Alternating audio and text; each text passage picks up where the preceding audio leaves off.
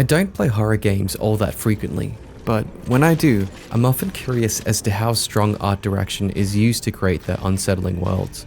For instance, why do some horror games choose a pixelated retro art style versus something low poly? Why are specific color palettes chosen to elicit fear? And most importantly, how do all of these elements work together in creating a strong sense of atmosphere? Specifically in the indie game scene, where budgets and teams are smaller than their AAA counterparts, a different approach is required instead. These games may not be as large scale or bombastic, but in a genre as creatively flexible as horror, this is not necessarily a bad thing. I find that this limited scope actually serves in creating tension rather than diminishing it, and in this video we're going to examine why. Join me tonight as we take a look at 3 indie horror games and break down their respective art styles. And some spoilers for the following games: White Knuckle, Inside, Pacific Drive. Let's begin. The first game we're taking a look at answers the age-old question of, what happens if you combine rock climbing and horror? Developed by Dark Machine Games, the premise of White Knuckle is simple: escape Substructure 17. To do so, you need to climb up and fast. Your hands are both controlled independently. Left mouse to use your left hand, right mouse for your right. Along the way, you find tools that can help propel you forward. Pitons that you hammer into a wall to create makeshift holds, or rebar that you can throw from a distance. Now, if climbing and managing all of those things wasn't enough, White Knuckle adds tension by giving you a reason to climb as fast as possible. At all times, there is a mass of flesh and bodies that is continuously rising up. It waits for nothing, consuming everything in its path, and it seeks to add you to that mold. If you're unlucky enough to fall victim to it, you begin to dissolve, and you restart all the way at the bottom. But as you'll soon discover, there are other threats deeper in Substructure 17. The world of White Knuckle is industrial, oppressive, and megalithic, and its art style reflects that perfectly. In the last 5 to 10 years, there has been a popular trend of indie horror games utilizing this dithering visual style, and for good reason. The more abstract and blocky nature of how things are represented work in the game's favor, because they hide and obscure things from us. This also includes other visuals like the in-game text and menus, which are retro and simplified. This simple visual style also harkens back to a time of early game development. Think Silent Hill 2, Dino Crisis, or the original Resident Evil. In some ways, this approach relies on nostalgia in order to be effective. But even if you haven't played those games, you still understand the visual style and what it's going for. The less we understand, the harder it is to feel safe, and the more we have to interpret if something is a threat or not. Back then, this graphical style was due to the limitations of the hardware. Nowadays, it's perfect for indie game development, as it's fairly achievable with a small team or even a solo dev. This is not to suggest indie horror games can't opt for something more graphically intensive, as we'll see later in the video. But it does depend on the nature of the project, and White Knuckle was developed by only 3 people. However, to make the style work for a contemporary audience, there's more going on than just blindly replicating the retro style, warts and all. Instead, White Knuckle uses the best parts of the style, but is not beholden to it. As described by the game's developers in an interview, We couldn't go precisely with that style because White Knuckle is a game about climbing quickly through environments. And you need that clarity. You need a bit of clarity, and that style does tend to obscure some stuff. and in a climbing game where spatial awareness and quick thinking is vital to survive, clear readability is top priority. So how did Dark Machine Games overcome this? Well, one of the most important ways to control readability is to strip things down to their bare essentials. In other words, if it's not needed, you don't see it. And the first thing we see are the limited colors and lighting of White Knuckle. This palette consists of white, dark gray, and red. 2 colors that blend in, and 1 that contrasts heavily. You can probably guess, but red is reserved for the things that help you progress in the game. The pitons, the rebar, the handholds, all red. And since the game is somewhat procedural each time you restart, the limited colors assist immensely in quickly surveying a room. But, as we'll come to see later on, this can also be used as an obstacle. Later in the game, certain sections of Substructure 17 are bathed in red emergency lighting. Instead of helping you, the light hinders you, since it now becomes harder to identify the pittance amongst all the chaos. Although this color palette is mainly tied to gameplay, these color choices also affect our perception of the game's world. Substructure 17 is made up of concrete and rusty metal. There are barely any organic materials to be found. Well, unless you count the flesh pool. This adds to the industrial and hostile feeling of everything. But another sneakier way the team was able to improve this dithering style was by using strong ambient occlusion. Ambient occlusion refers to the lack of ambient light and can often be seen when two objects are close together. For example, this is the same scene with and without ambient occlusion. You can really notice this effect by simply looking around the world in White Knuckle.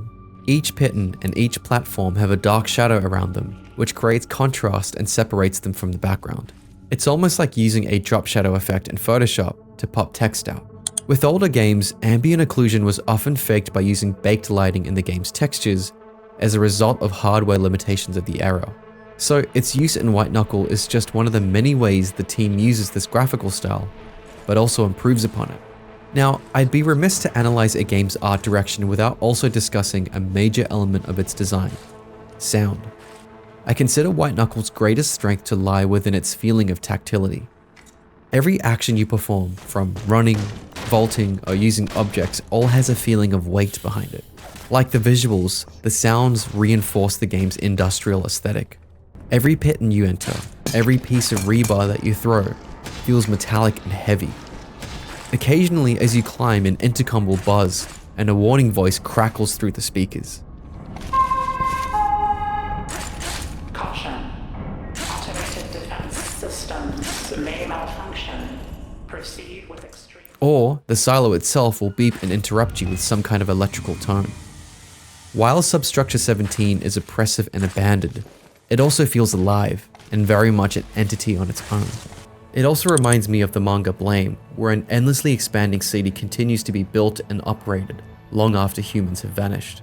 All of these elements work together in creating the dystopian world of White Knuckle. What the team at Dark Machine Games were able to create is nothing short of amazing. Just don't look down. But what happens if you take the oppressive world of White Knuckle and instead of adding to it, you subtract it? Well, you get a game like Inside by Playdead, where White Knuckle is fast, frantic, and loud. Inside is slow, minimal, and quiet. And don't get it wrong, the world of Inside is just as punishing and mysterious as that of Substructure 17. Threats come in the form of dogs, guards, infected pigs, robotic surveillance cameras, and creepy underwater sirens. However, there's no direct combat, no inventory management, no skill trees. As all we can do is move left to right, jump, and interact with objects, the art direction has to reflect that simplicity. It's through these limitations that Inside is built around, and to progress, we need to overcome a series of puzzles and challenges. This was not always the case, as during one point in development, the boy was able to throw rocks and even use a gun and throw a grenade. But this was not the right approach for the game that Playdead were crafting. I think this was the right choice because what we're left with is a world that wants us to fail. The action generally pushes the player from left to right since it's a side-scroller, with occasional sections that require backtracking. As a result, the experience of Inside is far more linear than something like White Knuckle, which relies on procedural generation to form new challenges. Both games require different approaches for their art direction, and while there's no right or wrong, Inside's limited framework fosters a much more cinematic and linear experience, and with it, a tighter ability to craft the compositions and actions of the story. And that story is bleak and minimal. This naturally extends to the game's overall art style, where most objects and characters are low poly. Instead of focusing on any specific detail, Inside constantly looks at the bigger picture, leading to a greater sense of immersion and atmosphere. For example, characters have no faces, and background elements are grouped as mass silhouettes. It's somewhat impressionistic, which encourages us to fill in the blanks. Instead, imagine if the backgrounds were super complex, with lots of lighting and objects to interact with. This is not necessarily a bad idea, but it strays further away from the vision and liminal world of Inside. And this is precisely what makes the game so unnerving. We have no idea who these enemies are or what they want. Even as they chase us, they don't yell, they don't call out. All we hear is their movements and the ambient music ramping up. And this desire for us to stay hidden plays into how lighting is presented in the game. As light can be used as a tool to guide players and draw attention to objects, it's ironic that most of the time in Inside, it's something we actively avoid. Enemy flashlights, patrols from above, we feel exposed when we're seen, and in this world, to be seen is to be caught. Although Inside is not the first game to subvert this horror convention, its use here is far more integral to its gameplay as a tool for readability. The frame can often be broken up as foreground, middle ground, and background. Heavy fog is added to obscure things from us and complement the game's tone, but also emphasizes the things we are meant to see. After all, considering that Inside followed Playdead's previous game Limbo, which was entirely black and white, it's clear that they've mastered the relationship between light and dark. So each time we stumble upon a room with a sliver of light, traditional game design dictates that we move toward it. But here, we're a little on edge. The ambiguity of our situation plays on our minds.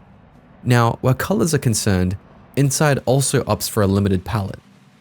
This consists of mostly cooler tones with dark grays, blues, and whites, which feels quite melancholic. Though, similar to White Knuckle, both games feature red as an accent color.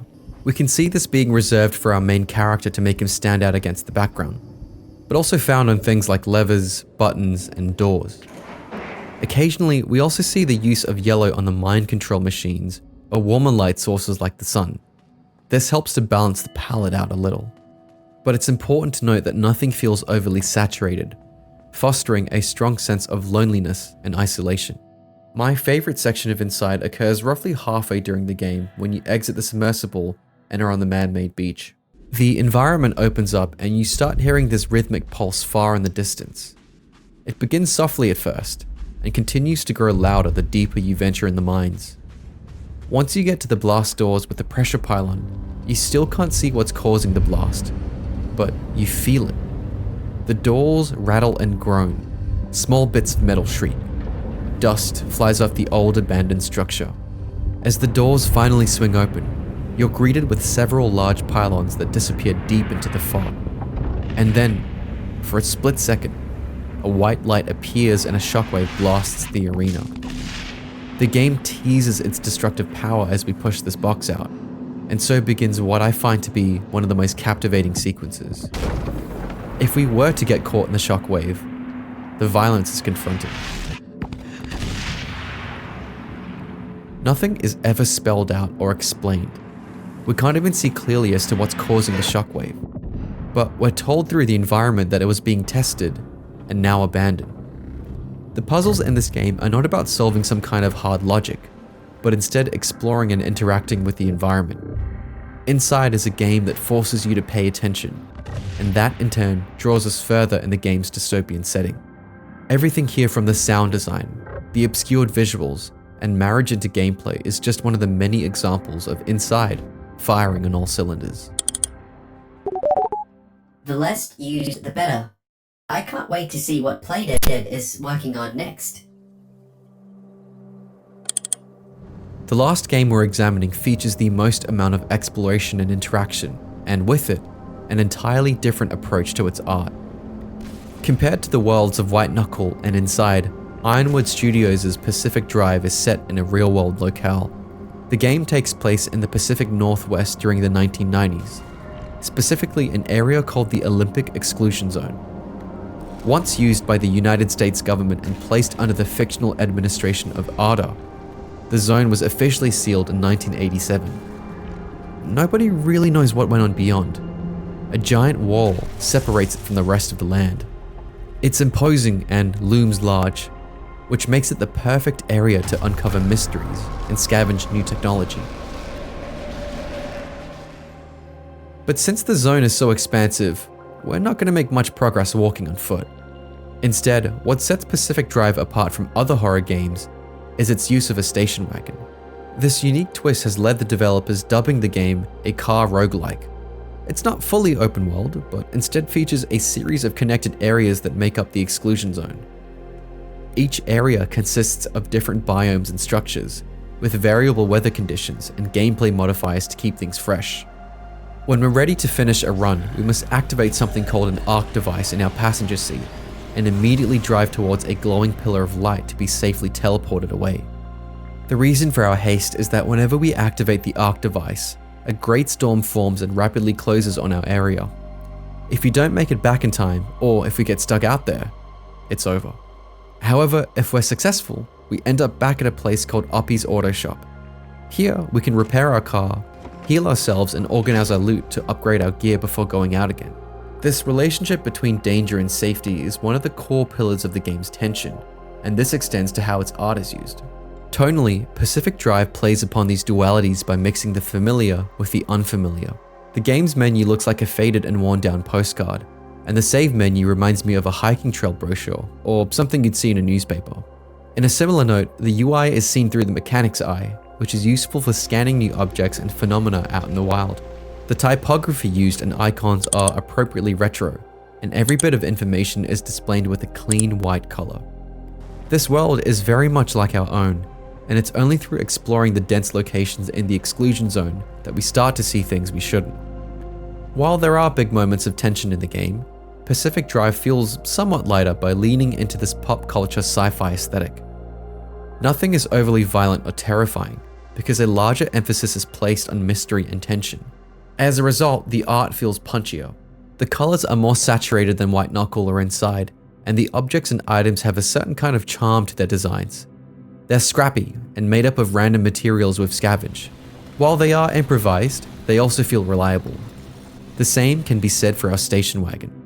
It was based on an older 80s design with its wood paneling and chrome hubcaps. A lot of attention was placed on this vehicle, and for good reason. It's mainly how we interact with the world and our lifeline out there in the wild. Inside the driver's seat, various colored LEDs are lit up and display different systems to us. The health of our vehicle, the current radiation levels, and other things you'd expect to see like headlight indicators and fuel gauges.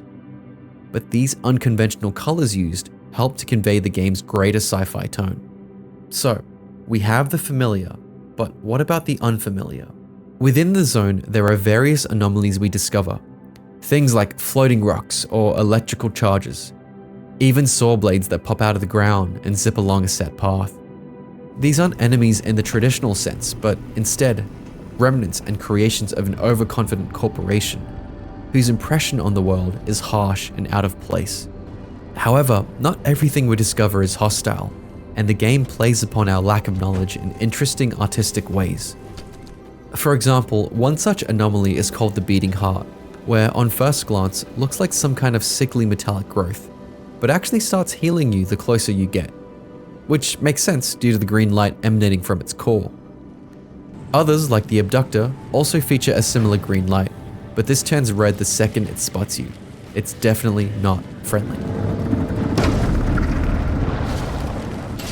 This unnerving feeling when trying to determine a friend between a foe keeps things tense at all times.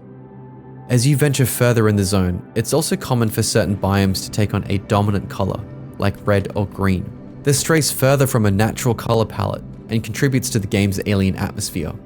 I often find myself comparing the visuals of Pacific Drive with the works of Simon Stollenhag, as they both capture that feeling of loneliness. With that being said, Pacific Drive feels like a very liminal game, and it's because it represents liminality in the purest definition, which describes that of a transitional or in-between place, and nothing is more perfect than a road with its multiple branching paths.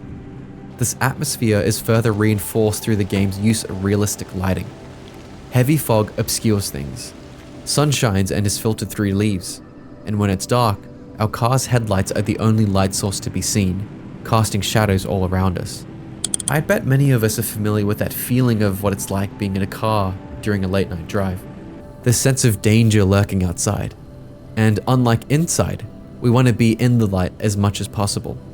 Though what I find most interesting is that this use of lighting juxtaposes heavily with the game's graphic style. For example, textures are depicted simply and consist of a limited color palette, Something like Rust looks much more simplified than the real thing. The shape and model designs, while interesting visually, are also quite stripped back. And similar to White Knuckle's dithering style, this also encourages interpretation of the game's world. In many ways, Pacific Drive combines the best parts of the two games we've seen earlier. The frantic driving and chaos reminds me of the unpredictable nature of White Knuckle, while the quieter, slower pace of exploring feels like traversing the abandoned world of Inside. Altogether, it creates a pretty memorable experience, in large part to its unique mechanics, but also captivating and clean art style. I also heard that Bigfoot is somewhere in the game. Maybe it's time for a replay. Without a strong sense of art direction, these game worlds we've examined tonight would only feel like a secondary element, rather than an active character. Not all horror games are created equal, and creative solutions are often needed to portray their dying worlds. Smaller teams and limited budgets don't sacrifice a game's vision. Instead, I find that it leads to more innovation, and this pushes the genre further than doing something safe and established. The next time you're playing a horror game, or perhaps making something scary of your own, I encourage you to think about how creative solutions to the art can actually influence your perception of its world. If you've liked this video, you might also want to check out this other one I made on the art of liminal spaces. Thanks for watching, everybody, and until next time,